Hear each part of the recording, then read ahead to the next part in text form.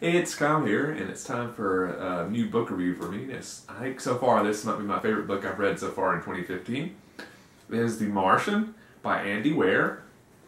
A very, very interesting book. Kind of elements of sci-fi, but the way it's set, it feels like it's present day, like it could just be in the very, very near future.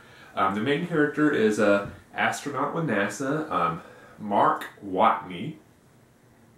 And I would almost compare this, and actually I saw this reference elsewhere, so I can't take credit of this being the original idea, that this has a very similar concept to Gravity. If you've ever seen the movie Gravity and you enjoyed it, I think you'll really love this book. And once I describe the kind of basic outline of the plot, you'll understand why it's compared to Gravity.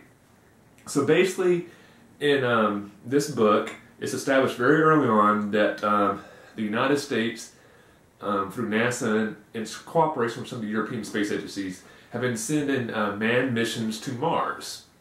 And the mission that Mark Watney's on is actually the third one.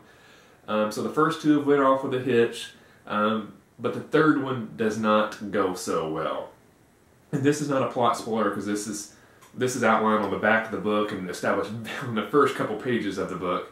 That basically, while Mark and his crew is on the surface of Mars, this massive sandstorm comes up and the winds exceed what NASA considers safe. Basically, it's danger of destroying their landing craft and stuff on the surface of Mars. So they're forced to try to do an emergency takeoff and basically leave Mars. It's supposed to be a 1-month mission, and I believe in the book it's like 1 weekend when they're forced to leave.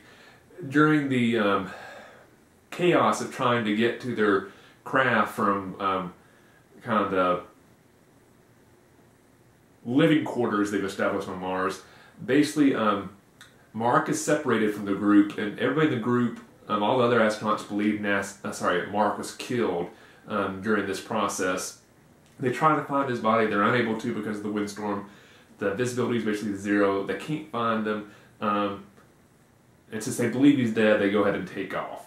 And one reason they believe he's dead, they actually establish, is that during the storm, as part of the injuries he suffers, like his life monitoring equipment is actually knocked offline. So for all their visuals they have on like their digital displays, it shows him as, no heartbeat, not breathing. So they believe he's dead, and it's just a miracle he doesn't die. It really kind of goes into detail of all the fluke stuff that had to happen to prevented him from dying during this initial storm. And this sounds like a lot of action, but this is really just setting up the plot for the entire book. And the entire plot of the book is then this astronaut, Mark Watney, has to try to figure out how to survive on the surface of Mars until the next manned mission, which is way distant in the future. I believe it's supposed to be like a year or two.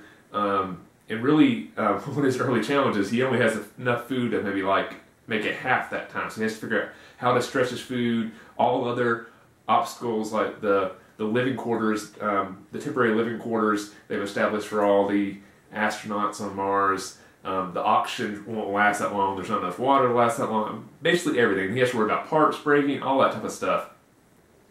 And then he's also facing things like, hey, NASA doesn't even know I'm still alive. They think I'm dead. What if they don't come back? What if they cancel future missions? That type of stuff. So this is where I think the comparison of Gravity comes along. Where in Gravity, Sandra Bullock's character, throughout our process of trying to survive, one thing after another just keeps on going wrong. The same thing happens to Mark. Once he conquers one obstacle on Mars, something else comes along that knocks him back down. It's a very, very gripping story.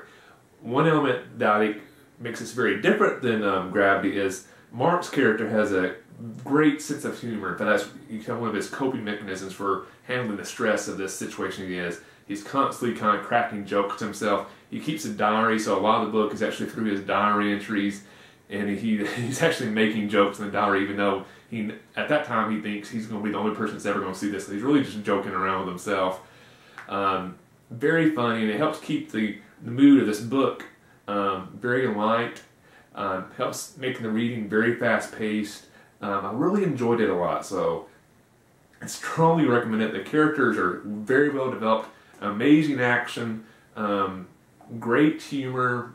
The science is amazing. The author has a strong science background, so The book, as much as possible, he tried to make it very scientifically accurate. Like if we actually explored Mars, this is the type of stuff that NASA and any other space agency would actually do.